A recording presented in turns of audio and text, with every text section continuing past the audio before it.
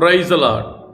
ஆண்டவரும் அருமை இரட்சகருமாகிய இயேசு கிறிஸ்துவின் நாமத்தில் நான் உங்களை வாழ்த்துகிறேன். மறுபடியுமாக கர்த்தருடைய பரிசுத்தமுள்ள சன்னிதானத்திலிருந்து கர்த்தருடைய பரிசுத்தமான வார்த்தைகள் மூலமாய் உங்களை சந்திப்பது மிகுந்த மகிழ்ச்சி. அருமையான கர்த்தருடைய பிள்ளைகளே, ஆண்டவருடைய பெரிதான கிருபையினால இந்த வாரம் முழுவதும் நாம் தொடர்ந்து தியானித்து கொண்டு வருகிற காரியம், நீங்கள் என்ன ஜாதி? பாவமுள்ள ஜாதியா, பரிசுத்த ஜாதியா? அதை நம்ம பார்த்தோம். அதே போல நீங்களும் நானும் கபடம் உள்ள ஜாதியா இருக்கக்கூடாது. கபடு செய்கிறவன் அவருடைய வீட்டுக்குள் இருப்பது இல்லை. நான் நேற்று சொன்னேன், எரேமியா தீர்க்கதரிசியின் மூலமாக கர்த்தர் ஒரு 3 இடங்களிலே சொல்லுகிறார், இப்படிப்பட்ட ஜாதிக்கு என்னுடைய ஆத்துமா நீதியை சரி கட்டாதிருக்குமோ என்று ஆண்டவர் சொல்லுகிறார். அதில் ஒன்று கபடம் உள்ள ஜாதி. கிறிஸ்தவர்களாகிய நீங்களும் நானும் கிறிஸ்துவை சொந்த இரட்சகராய் ஏற்றுக்கொண்டு ஜீவனுள்ள தேவனை ஆராதிக்கிற நாம் கபடு இல்லாதவர்களாக வாழ வேண்டும். உள்ளத்தில் ஒன்றும் வெளியில் ஒன்று பேசுகிறவர்களாக, முன்னால ஒரு மாதிரியும் பின்னால ஒரு மாதிரியும் பேசுறவங்களா இருக்கக்கூடாது. கபடற்றவர்களா வாழ வேண்டும். ஏன்னா கபடு செய்கிறவன் அவருடைய வீட்டுக்குள் இருப்பது இல்லை. கபடு செய்கிறவன் பரலோக ராஜ்யத்தில் பிரவேசிப்பது இல்லை. இதை நம்ம நேற்று பார்த்தோம். இன்றைக்கு எரேமியா மூலம் சொன்ன 2வது காரியத்தை நான் வாசிக்கிறேன். மிக முக்கியமான காரியம், நம்ம ரொம்ப கவனிக்க வேண்டிய ஒரு காரியம். வாசிக்கிறேன் பாருங்க. எரேமியா தீர்க்கதரிசன புஸ்தகத்துல 5வது அதிகாரம். எரேமியா தீர்க்கதரிசன புஸ்தகம் 5, முதலாவது நான் வாசிக்கிறேன், 29வது வசனத்தை வாசிக்கிறேன். எரேமியா 5:29 வாசிச்சுட்டு ஆண்டவர் சொன்னார் இல்லையா, இப்படிப்பட்ட ஜாதிக்குன்னு சொல்லி எதை சொன்னார் அதை சொல்றேன். இப்ப பாருங்க, எரேமியா 5:29, இவைகளை விசாரியாதிருப்பேனோ, இப்படிப்பட்ட ஜாதிக்கு என் ஆத்துமா நீதியை சரிகட்டாதிருக்குமோ என்று கர்த்தர் சொல்கிறார். நேற்றும் இதே போல் வார்த்தையை தான் கர்த்தர் சொன்னார். அப்போ பார்த்தோம், கபடு செய்கிறவங்களை பற்றி சொல்லும் பொழுது, இப்படிப்பட்ட ஜாதிக்கு என்னுடைய ஆத்துமா நீதியை சரிகட்டாதிருக்குமோ என்று கர்த்தர் சொன்னார். இப்போ அதே போல தான் எரேமியா மூலம் மறுபடியும் சொல்றாரு, இப்படிப்பட்ட ஜாதிக்கு என்னுடைய ஆத்துமா நீதியை சரிகட்டாதிருக்குமோ என்று கர்த்தர் சொல்றாரு. அது யாரு? எப்படிப்பட்ட ஜாதி? நான் மேல படிக்கிறேன் பாருங்க. இப்போ 28ஆம் வசனம், கொழுத்து சளுக்கு பண்ணுகிறார்கள். என்ன பண்றாங்க? கொழுத்து சளுக்கு பண்ணுகிறார்கள். துன்மார்க்கனுடைய செயல்களை கண்டிக்காமல் விடுகிறார்கள். திக்கற்றவனுடைய வழக்கை விசாரியாமலும் தாங்கள் மாத்திரம் வாழுகிறார்கள். நல்லா கவனிக்கணும், தாங்கள் மாத்திரம் வாழுகிறார்கள். எளியவர்களின் நியாயத்தை தீரார்கள். இதுல நிறைய காரியம் இருக்குங்க. அதுல நான் ஒன்னே ஒன்று எடுக்கிறேன். என்னன்னா, கொழுத்து சளுக்கு பண்ணுகிறார்கள். நன்றாய் கவனிங்கள். இஸ்ரவேல் ஜனங்களை, பரதேசிகளாய் இருந்த அந்த ஜனங்களை ஆண்டவர் அழைத்து அவர்களுக்கு பாலும் தேனும் ஓடுகிற கானான் தேசத்தை கொடுத்தார். ஆனால் அந்த ஜனங்களோ தின்று கொழுத்து தேவனுக்கு விரோதமாய் தவறு செய்தார்கள். அதைத்தான் அவர் சொல்றாரு. அவர்கள் கொழுத்து சளுக்கு பண்ணுகிறார்கள். இன்றைக்கு கூட இது நடக்கிறது. நான் ஒரு வசனத்தை வாசிட்டு அதை சொல்றேன் பாருங்க. உபாகமத்தின் புஸ்தகத்துல ஆண்டவர் மோசையை கொண்டு பேசும்போது அந்த ஒரு பாட்டாகவே அது வருது. நான் படிக்கிறேன் பாருங்க. ரொம்ப அழகான வார்த்தை. அந்த வார்த்தை உபாகமம் 32:32 15வது வசனம், யெசுரன் கொழுத்து போய், யாரு? யெசுரன் கொழுத்து போய் உதைத்தான். கொழுத்து ஸ்தூலித்து நினந்துண்ணி தன்னை உண்டாக்கின தேவனை விட்டு தன் ரட்சிப்பின் கண்மலையை அசட்டை பண்ணினான். அப்ப யெசுரன் என்ன ஆயிட்டான்? கொழுத்துட்டான். அதுக்கு நீங்க மேல பாத்தீங்கன்னா, ரத்தம் போன்ற சுயமான திராட்சை பழத்தை அவன் சாப்பிட்டான். பசுவின் வெண்ணையை சாப்பிட்டான். நிறைய போட்டிருக்கோம். பாலும் தேனும் ஓடுகிற தேசம் அல்லவா?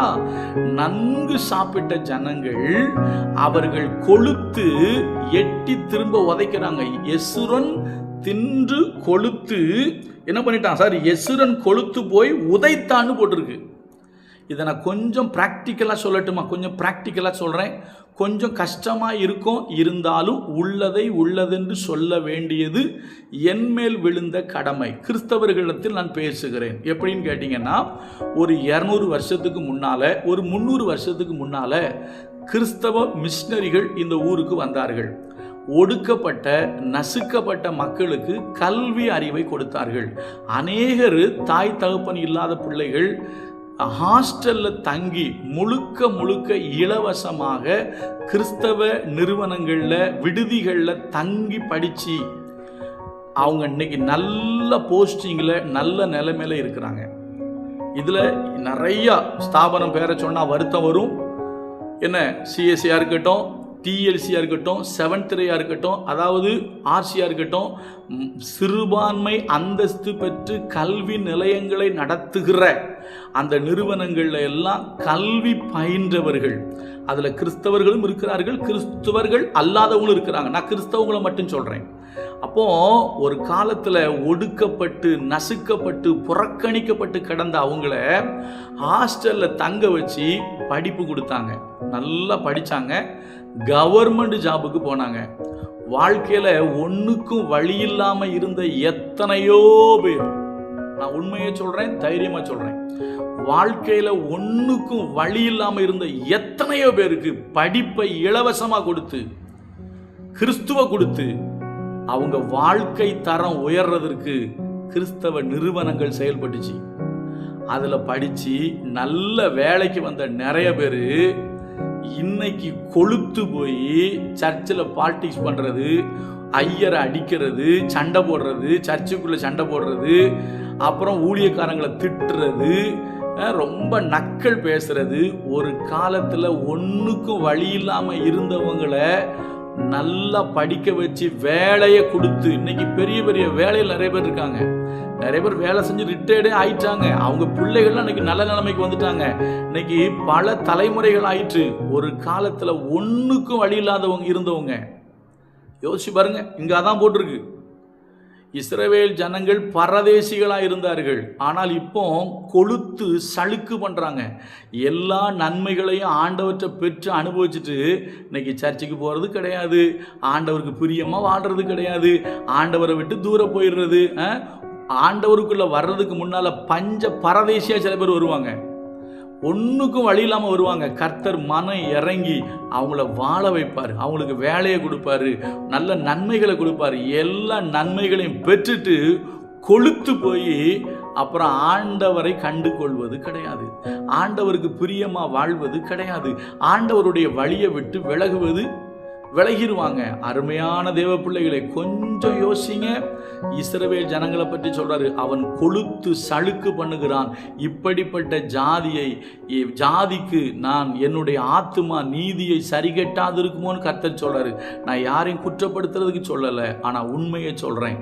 கர்த்தருடைய ஊழியங்களால, ஊழியக்காரங்களால, ஊழிய ஸ்தாபனங்களால படிக்க வைக்கப்பட்டு நல்ல நன்மைகளை பெற்று அனுபவிச்சுட்டு ஆண்டவரை விட்டு தூர போறவங்க, ஊழியத்தை விட்டு தூர போறவங்க, திருச்சபையை விட்டு தூர போறவங்க இன்னைக்கு பெருகிட்டாங்க. ஏன்னா கொளுத்தாச்சு. பழமொழி சொல்லுவாங்கல்ல, நண்டு கொளுத்தா வள தாங்காது. இன்னைக்கு நிறைய கிறிஸ்தவங்க அப்படிதான் இருக்காங்க. நான் மறுபடியும் சொல்றேன், நல்ல ஸ்தாபனங்கள் மூலமாக, நிறைய பெரிய பெரிய மிஷினரி ஸ்தாபனங்கள் மூலமாக நல்ல வேலையை செஞ்சு, வேலையை அனுபவிச்சு, காசு பணத்தை அனுபவிச்சு நல்ல வாழ்க்கை வாழ்ந்துகிட்டு ஆண்டவரை விட்டு தூர போயிருக்கிற நீ யாரா இருந்தாலும் சரி, பைபிள் சொல்லுது, நீ கொளுத்த ஜாதி. கொளுத்த ஜாதி. யெசுரன் கொளுத்து ஸ்தூளித்து ஆண்டவரையே திருப்பி உதைச்சான். கிறிஸ்தவர்களாகிய உங்களுக்கும் எனக்கும் கொளுத்த இருதயம் வேண்டாம், தாழ்மையான இருதயம் வேணும். பைபிள் சொல்லுது, நம்முடைய தாழ்வில் நம்மை நினைத்தவரை துதியுங்கள், அவர் நல்லவர், அவர் கிருபை என்றும் உள்ளது. எவ்வளவுதான் உயர்வு வந்தாலும் கர்த்தருக்கு உண்மையா இருக்கணும், நேர்மையா இருக்கணும், பரிசுத்தமா இருக்கணும், கொளுத்து ஆடக்கூடாது. கர்த்தர் உங்களோடு என்னோடு பேசுறார். கர்த்தர் நல்லவர், அவர் கிருபை நம்மில் என்றும் உள்ளது. God bless you.